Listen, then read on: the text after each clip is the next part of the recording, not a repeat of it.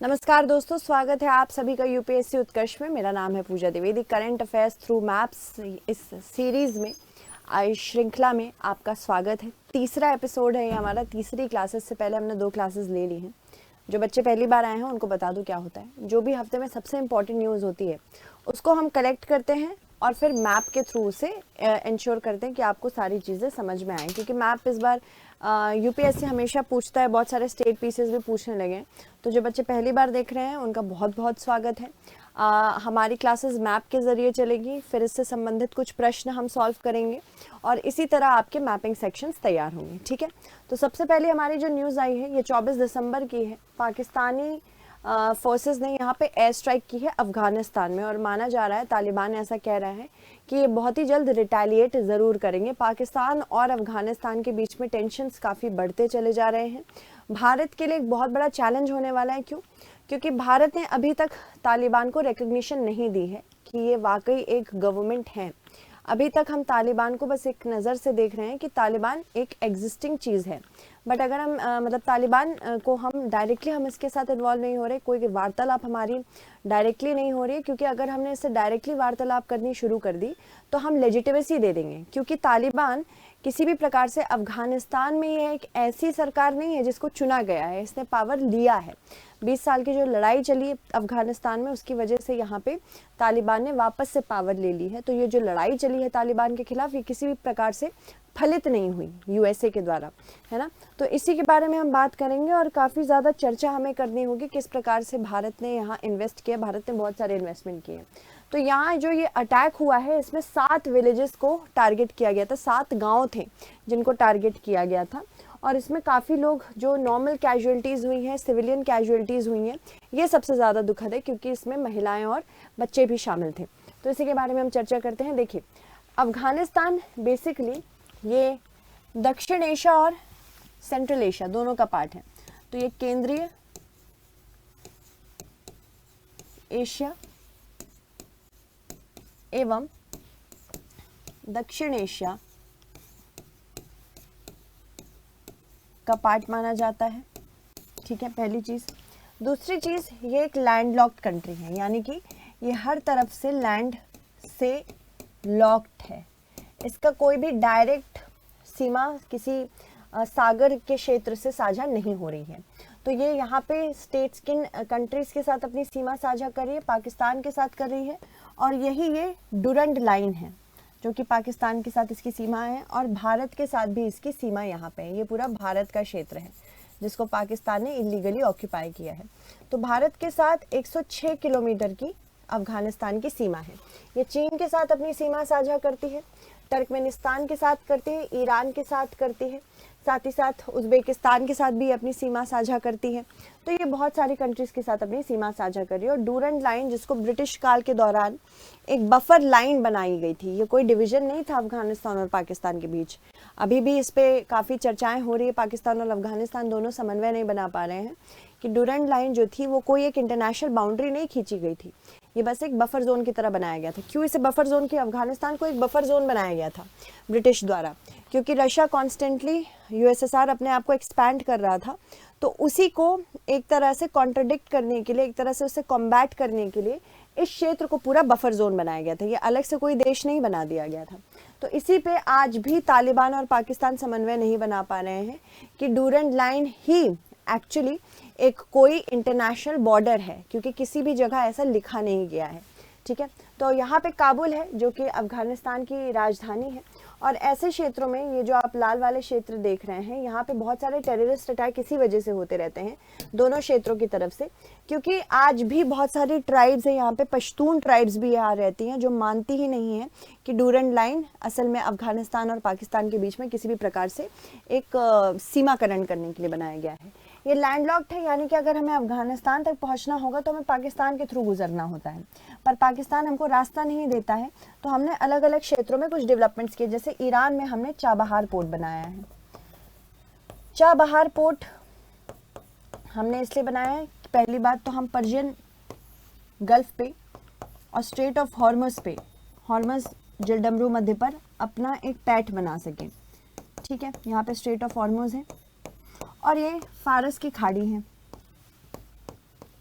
फारस की खाड़ी।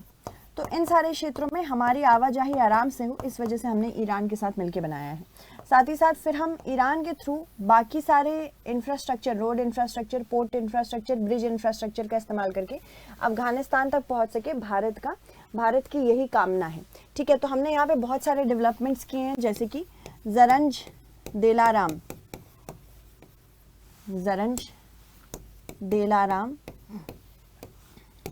रेलवे लिंक हमने बनाई है, 2009 में बनाई थी।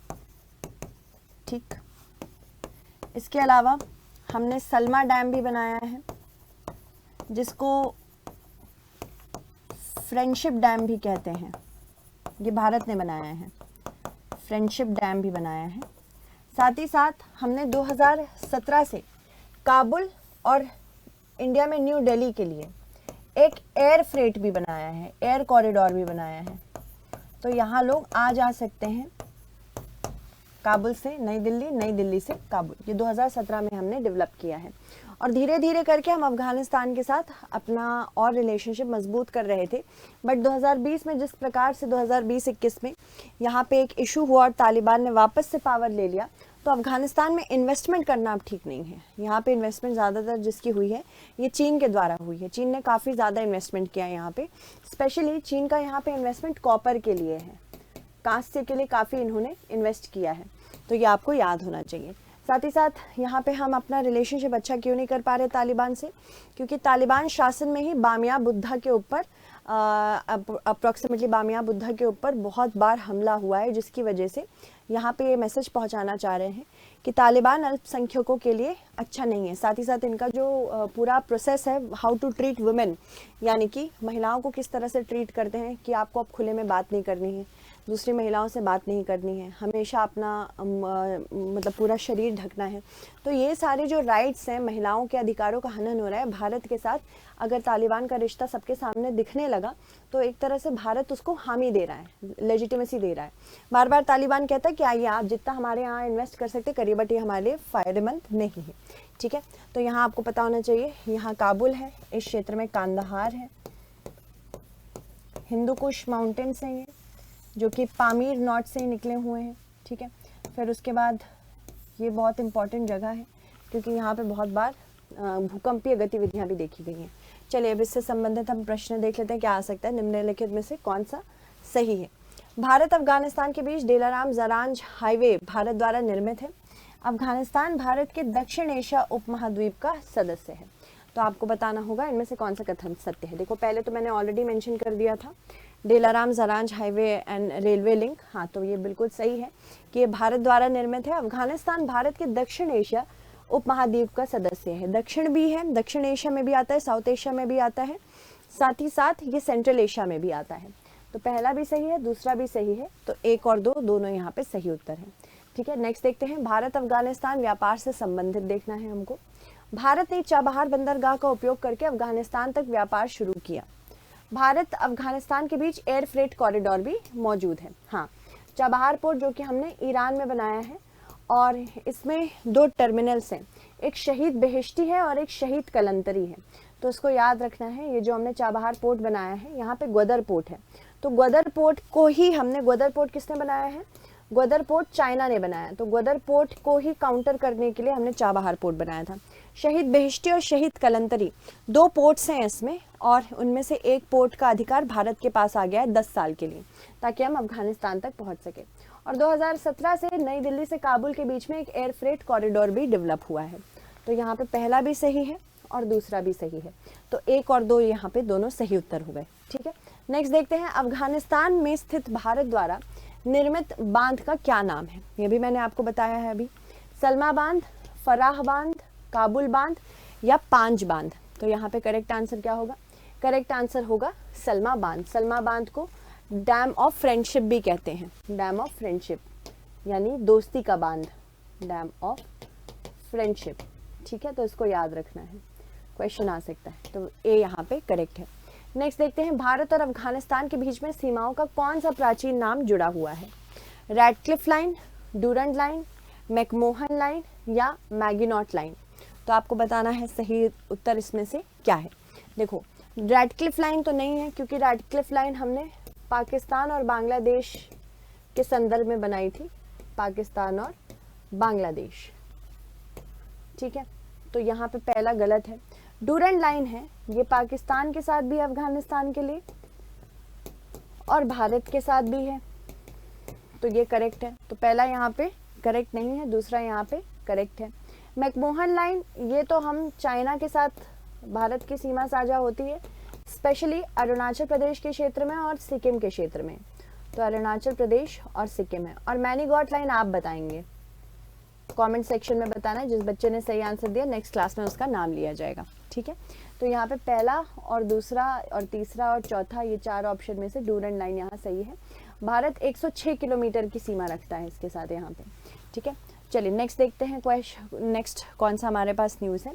प्रोटेस्ट सीरिया में चल रहे हैं क्योंकि हाल ही में क्रिसमस के पेड़ को जला दिया गया है सीरिया में।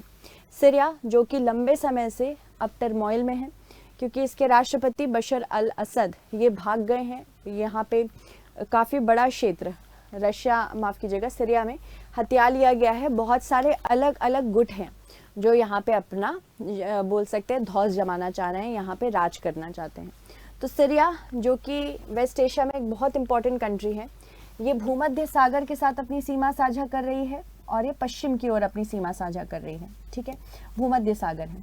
भूमध्य सागर पर ही 2 ऐसे क्षेत्र हैं जो कि रूस के लिए बहुत इंपॉर्टेंट है, एक तो लताकिया और एक टाटस। यहाँ पे रूस अपनी नेवी बसा के रखता था, तो ये आपको याद होना चाहिए कि रूस लताकिया और टाटस में अपनी नेवी रखता था। ठीक है, रशियन नेवी यहाँ पे रहती थी, यहाँ पे प्रेजेंस अपनी बनाने के लिए। ठीक, इसके अलावा सीरिया अपनी सीमा साझा किससे कर रहा है, यहाँ पे लेबनान के साथ अपनी सीमा साझा करता है। ठीक है, इजराइल के साथ कर रहा है। ठीक, जॉर्डन के साथ अपनी सीमा साझा करता है, इराक के साथ अपनी सीमा साझा कर रहा है और तुर्की के साथ अपनी सीमा साझा कर रहा है। तो बहुत सारे देश है जिसके साथ सीरिया अपनी सीमा साझा करता है। सीरिया का जो कैपिटल है उसको दमिश्क या दमास्कस कहते हैं, इंग्लिश में दमास्कस है और यही दमिश्क है हिंदी में, तो इसको याद रखना है। ठीक है, इसके बहुत इंपॉर्टेंट क्षेत्र हैं, बहुत इंपॉर्टेंट सिटीज़ है जिसके ऊपर क्वेश्चन आ सकता है। जैसे ये अलेप्पो का शहर है, उसके साउथ में जाएंगे यहाँ इदलिब का शहर है, फिर ये हमा का शहर है। ठीक, फिर दमिश्क है और यहाँ दर्रा का शहर है। तो यहाँ पे क्वेश्चंस आ सकते हैं कि कौन सा शहर कहाँ स्थित है। एक जो बहुत इंपॉर्टेंट नदी यहाँ से जा रही है वो है यूफ्रेट्स नदी। तो यूफ्रेट्स नदी बहुत बड़ा बेसिन बनाती है यहाँ पे, ये तुर्की में बहती है यूफ्रेट्स नदी। ठीक है, सीरिया में बहती है और इराक में बहती है, तो इसको आपको याद रखना है। यूफ्रेट्स से ही 90% जो सीरिया का पानी आता है वो यूफ्रेट्स से आता है। सीरिया एक ऐसा देश है जो कि लगातार चर्चा में रहा है क्योंकि 2011 में जब अरब स्प्रिंग हुई थी, रेवोल्यूशन आ रहा था, तो अरब स्प्रिंग के दौरान ही बशर अल असद को हटाने की बात की गई थी। क्यों? क्योंकि बशर अल असद जो हैं, बशर अल असद ये एक अलावी शिया मुसलमान थे और अलावी मतलब ये अल्पसंख्यक में आते हैं, अलावी शिया मुसलमान अल्पसंख्यक होते हैं, तो इसको याद रखना है। अलावी शिया, शिया इस्लाम यहाँ ज़्यादा माना जाता था, जबकि 90% जो पॉपुलेशन है सीरिया की वो सुन्नी मुसलमानों से बनी है। ठीक है, तो ये अलावी शिया थे, इन्होंने, इनके पिताजी ने 1970 से यहाँ पे अपनी सत्ता जमाई हुई थी। तो इसी सत्ता को हटाने के लिए 2011 में अरब स्प्रिंग हुआ और फाइनली यहाँ के जो राष्ट्रपति थे बशर अल असद अब भाग गए हैं और ये कहाँ गए हैं भाग के? रूस गए हैं। क्यों? क्योंकि रूस में इनकी सरकार को समर्थन था, इनको ईरान का भी समर्थन था और इसके साथ ही जैसे ये भागे गोलन हाइट्स पे कब्जा कर लिया इजराइल ने। ठीक है, गोलन हाइट्स बहुत ज़्यादा ज़रूरी है इजराइल के लिए। इजराइल ने 1973 से लेके 1973 में यहाँ पे इससे पहले अपनी आर्मी भेजी थी क्योंकि इसी समय पे योम किपुर वॉर हो रही थी। योम किपुर युद्ध जो हुआ था इसमें असल में सीरिया ने गोलन हाइट्स को वापस लेने के लिए यहाँ पे इजराइल के खिलाफ हमला किया था, पर योम किपुर वॉर में भी सीरिया हार गया था। उससे पहले 1967 में जब 6 दिन का युद्ध चला था तब भी गोलन हाइट्स इजराइल के हाथ में आ गया था। और यहाँ पे सबसे ऊंची चोटी जो गोलन हाइट्स की है वो क्या है? माउंट हरमन है, तो ये आपको याद होना चाहिए, माउंट हरमन। ठीक है, तो वापस से अब यहाँ पे इजराइल ने अपनी पैठ जमा ली है। ठीक है, इसके अलावा इससे संबंधित प्रश्न देख लेते हैं, क्या क्या प्रश्न आ सकते हैं सीरिया से संबंधित। भारत इस पे कड़ी नजर रख रहा है। सीरिया भूमध्य सागर के तट पर स्थित है। सीरिया की राजधानी दमिश्क है। सीरिया का सबसे बड़ा नदी बेसिन यूफ्रेट्स पर स्थित है। तो आपको बताना होगा इनमें से कौन सा कथन सत्य है। जल्दी बताने की कोशिश करें, करेक्ट आंसर क्या होगा इसका, जल्दी बताएं। सीरिया भूमध्य सागर के तट पर स्थित है, तो ये बिल्कुल सही बात है। ये अब पश्चिम में अपनी सीमा साझा कर रहा है भूमध्य सागर से, और भूमध्य सागर पर ही दो बहुत इंपॉर्टेंट पोर्ट्स है, लताकिया और टाटस, ये याद रखना है। ठीक है, सीरिया की राजधानी दमिश्क है, जो कि मैंने पहले ही बताया था। दमास्कस इसकी राजधानी है, बिल्कुल सही। इसके बाद सीरिया का सबसे बड़ा नदी बेसिन यूफ्रेट्स नदी पर स्थित है, बिल्कुल सही कहा यहाँ पे भी। तो पहला, दूसरा और तीसरा तीनों ही सही है, तो ऑप्शन डी यहाँ पे सही होगा, 1, 2 और 3। ठीक है, नेक्स्ट देखते हैं। सीरिया गृह युद्ध 2011 में शुरू हुआ था और सीरिया में शरणार्थी संकट ने यूरोप और मध्य एशिया को प्रभावित किया था। तो आपको बताना होगा इनमें से कौन सा कथन सत्य है। तो यहाँ पे सीरिया गृह युद्ध 2011 में शुरू हुआ था, बिल्कुल सही। यहाँ मैंने आपको बताया है कि अरब स्प्रिंग शुरू हुआ था ताकि अलावी शिया की सत्ता हटाई जा सके, जो इनके फादर थे डिक्टेटर थे, क्योंकि ये सारे सोर्सेस किसको दे रहे थे, सारे संसाधन ये अलावी शिया मुसलमानों को दे रहे थे, और जो सुन्नी मुसलमान थे गरीबी की रेखा के नीचे चले जा रहे थे, और यहाँ पे आज भी गरीबी बहुत ज़्यादा है। सीरिया में शरणार्थी संकट से यूरोप और मध्य एशिया को प्रभावित बिल्कुल किया गया है। तो हाँ, वहाँ से लोग भाग भाग के भूमध्य सागर को क्रॉस कर करके यूरोप के क्षेत्र में पहुँच रहे थे, तो इमिग्रेशन क्राइसिस थी। 1 और 2 यहाँ सही है, तो ऑप्शन सी यहाँ पे करेक्ट आंसर है।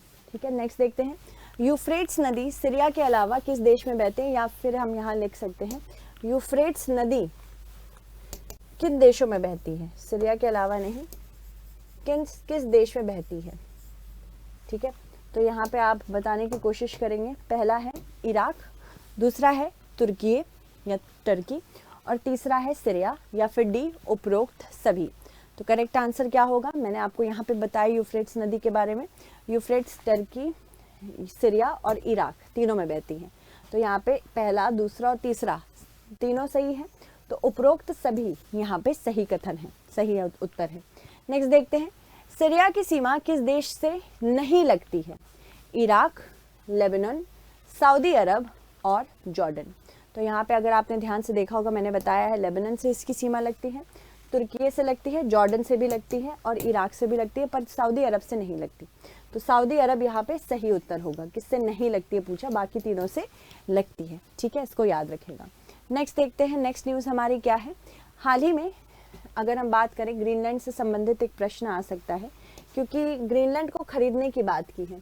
ठीक है, तो यहाँ पे अगर हम बात करते हैं ग्रीनलैंड से संबंधित जो प्रश्न आ सकता है वो क्या आएगा, वो तो देखेंगे ही। हाल ही में ट्रंप ने कहा है कि ग्रीनलैंड के ऊपर, जो कि दुनिया का सबसे बड़ा द्वीप है, ये आपको याद रखना है, ग्रीनलैंड विश्व का सबसे बड़ा द्वीप है। ठीक, विश्व का सबसे बड़ा द्वीप है। इसको खरीदने की बात डोनाल्ड ट्रंप ने कहा है। क्यों? क्योंकि ट्रंप मानते हैं कि जो ग्रीनलैंड है ये बहुत ज़्यादा सिक्योरिटी पर्सपेक्टिव से इम्पॉर्टेंट है। ये नॉर्थ अमेरिका का क्षेत्र है, नॉर्थ अमेरिका महाद्वीप का क्षेत्र है। ये कनाडा है, यूएसए है और मेक्सिको है। इसमें 3 देश मेजर वाले ये हैं। ठीक है, और ये अलास्का का क्षेत्र है, और इसी से थोड़ी दूर है ग्रीनलैंड। कनाडा और ग्रीनलैंड के बीच में बैफिन बे पड़ता है, बैफिन बे। और ग्रीनलैंड जो है ये डेनमार्क की टेरिटरी है, डेनिश टेरिटरी इसको कहते हैं। ठीक है, यहाँ पे नीचे अटलांटिक महासागर है, अटलांटिक है, अटलांटिक महासागर, और ऊपर आप देखेंगे तो इस क्षेत्र में आर्कटिक ओशन है। ठीक है, तो इससे अपनी सीमा साझा करता है। इसके साथ साथ ये ज़्यादातर आइसबर्ग और आइस कैप से घिरा हुआ है, और अगर इसका आइसबर्ग और आइस कैप पिघलने लगा तो पता चलेगा कि पूरे विश्व में सी लेवल बढ़ जाएगा। अगर ग्रीनलैंड पूरी की पूरी तरफ पिघल गया तो 60 सेंटीमीटर का राइज हम देख सकते हैं सी लेवल पे। काफ़ी मीठा पानी होता है यहाँ पे, क्योंकि आइस कैप्स की बात है ना, तो इस वजह से। ये डेनमार्क की टेरिटरी है, पर यहाँ पे यूएसए के बहुत सारे बेसेस भी हैं। यूएसए का यहाँ पे एक एयरफोर्स बेस भी है, तो ये भी आपको याद रखना है। और ये एयरफोर्स बेस जो यूएसए का, इसका नाम है थूले एयरफोर्स बेस, थूले एयरफोर्स बेस, ठीक है। बहुत सारी स्पेस एक्सप्लोरेशन एक्टिविटी यानी अंतरिक्ष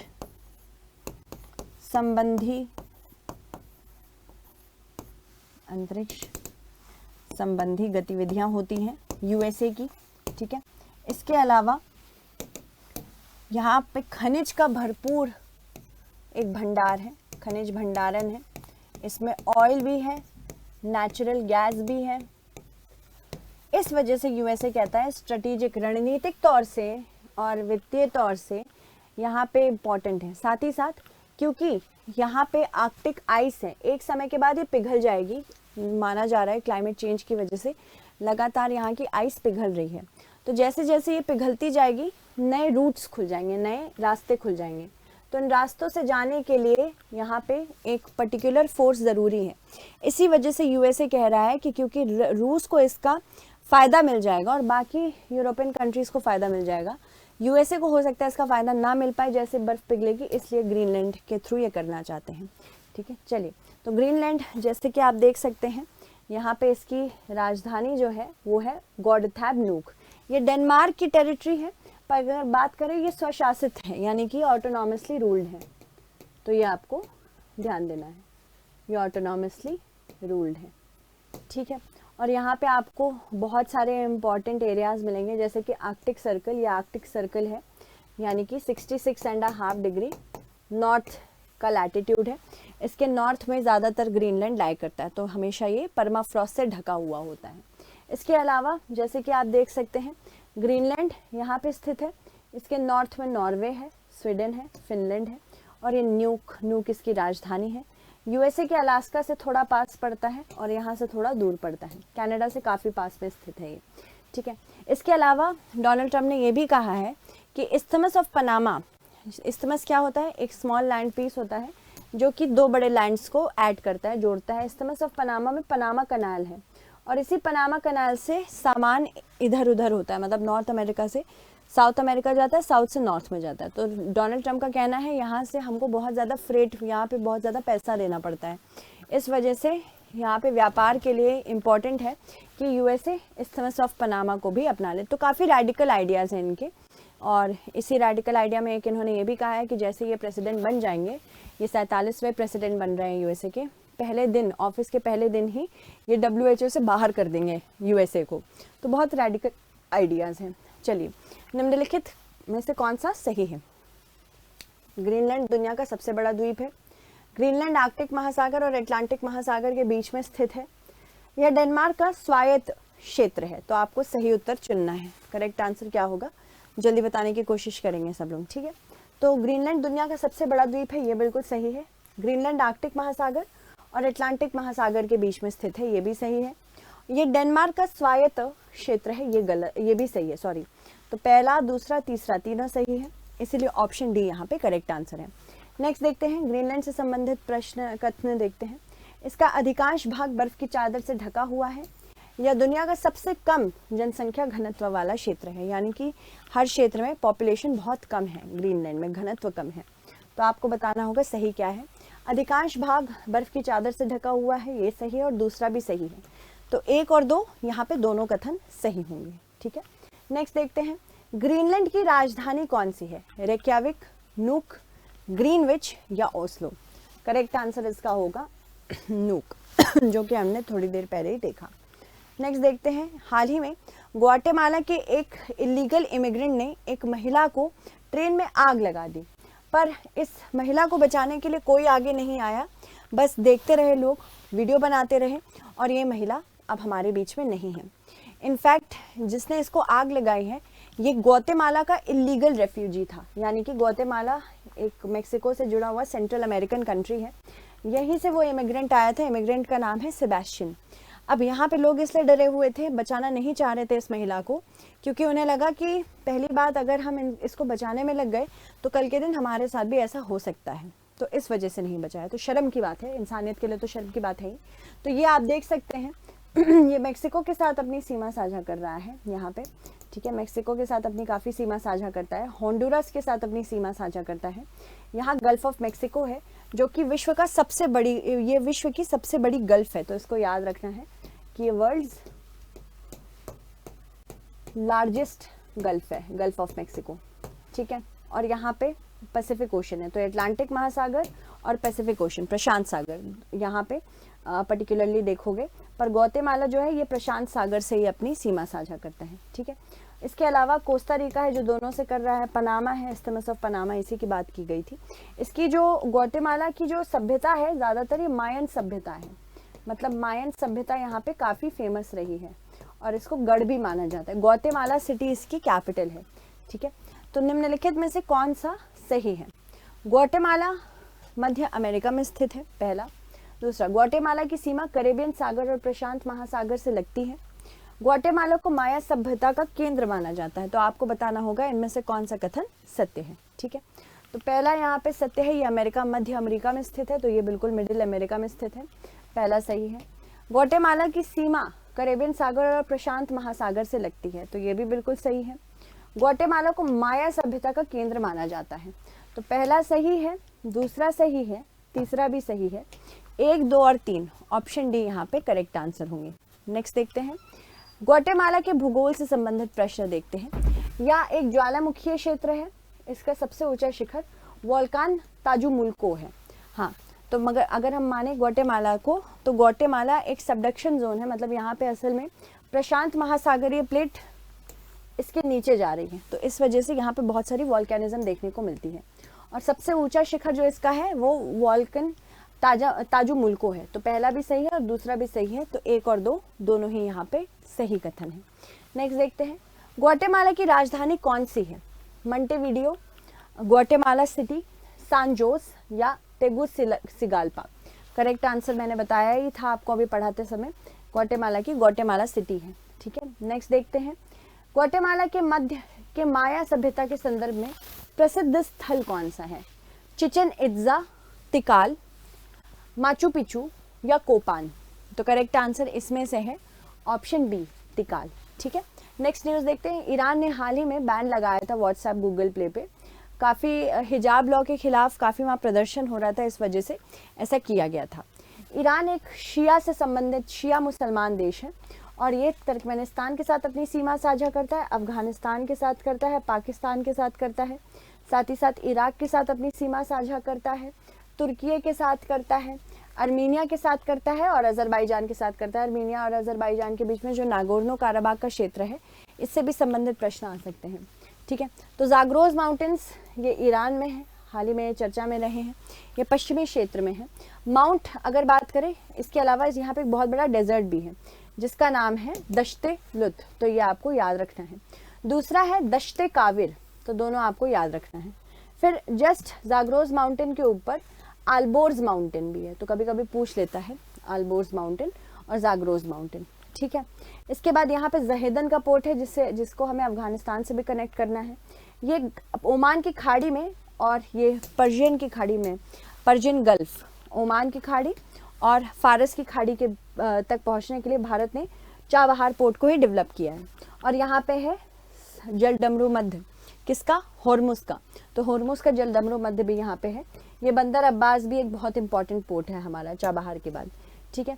तो ये ईरान की कहानी है। ईरान में शिया मुस्लिम ज़्यादा काम करते हैं, मतलब ये शिया मुसलमान वाला क्षेत्र है। तेहरान इसकी राजधानी है, ठीक है। ईरान, निम्नलिखित में से कौन सा कथन सत्य है? ईरान की सीमा कैस्पियन सागर, ओमान की खाड़ी और फारस की खाड़ी से लगती है। ईरान दुनिया में प्राकृतिक गैस के भंडार में पहले स्थान पर है। ईरान का प्रमुख पठार ईरानी पठार है, तो आपको बताना होगा इसमें से सही उत्तर कौन सा है। ये देखिए कैस्पियन सी है। कैस्पियन सी असल में नाम तो सी है पर ये झील है। क्यों ये झील क्यों है? क्योंकि इसका क्षेत्र तो बड़ा है, ये पूरे विश्व की सबसे बड़ी झील है, तो ये आपको याद रखना है। विश्व की सबसे बड़ी झील, ठीक है, तो ये हमें याद रखना है। दूसरी चीज, क्योंकि इसकी ओपनिंग किसी ओशन में नहीं है, इस वजह से इसको झील माना जाता है। ठीक है, इसके अलावा ये कैस्पियन सी तुर्कमेनिस्तान, रशिया, अजरबैजान जैसे क्षेत्रों के साथ अपनी सीमा साझा करती है। इनफैक्ट कैस्पियन का जो एक शहर है रामसार शहर, अगर आपने नाम सुना होगा, ये रामसार वेटलैंड है। रामसार वेटलैंड इसी के नाम पे रखा गया था क्योंकि 2 फरवरी 1971 को रामसार संधि यहीं साइन हुई थी। तो सीमा में कैस्पियन सागर, ओमान की खाड़ी और फारस की खाड़ी लगती है, सही है। दूसरा कह रहा है ये कि दुनिया में प्राकृतिक गैस के भंडार पे पहला स्थान पे है, नहीं, ये दूसरे पे है, सेकंड है। सबसे पहले स्थान पे रूस है, रशिया है। ठीक है, तो इसको आपको याद रखना होगा। तो पहला सही है, दूसरा गलत है, पर तीसरा सही है, इसीलिए केवल 1 और 3 यहाँ पे सही उत्तर है। नेक्स्ट देखते हैं, ईरान के भूगोल से संबंधित। ईरान में जाग्रोस पर्वत श्रृंखला है और माउंट दमावंद इसकी सबसे ऊंची शिखर है। तो पहला बिल्कुल सही है, जाग्रोस मैंने आपको बताया था कि ये पश्चिम में स्थित है। ठीक है, ऊपर अल्बोर्ज है और माउंट दमावंद इसकी सबसे बड़ी पीक है। तो 1 और 2 यहाँ पे दोनों सही हैं। नेक्स्ट, ईरान का आधिकारिक धर्म कौन सा है? सुन्नी इस्लाम, शिया इस्लाम, जैन धर्म या बहाई? सिंपल सी बात है, शिया इस्लामिस्ट हैं ये, तो ऑप्शन बी यहाँ करेक्ट है। ईरान की राजधानी शहर कौन सी है? बगदाद, काबुल, तेहरान या दोहा? सिंपल आंसर यहाँ पे तेहरान सही उत्तर होगा, ऑप्शन सी सही है। ठीक है, तो जितने लोग हमारे साथ आज जुड़े, कैसी लगी क्लास आप हमें ज़रूर बताएं, इससे हमारी टीम और बेहतर काम कर पाएगी। Thank you so much everyone, take care, मिलते हैं फिर से वेडनेसडे को। धन्यवाद।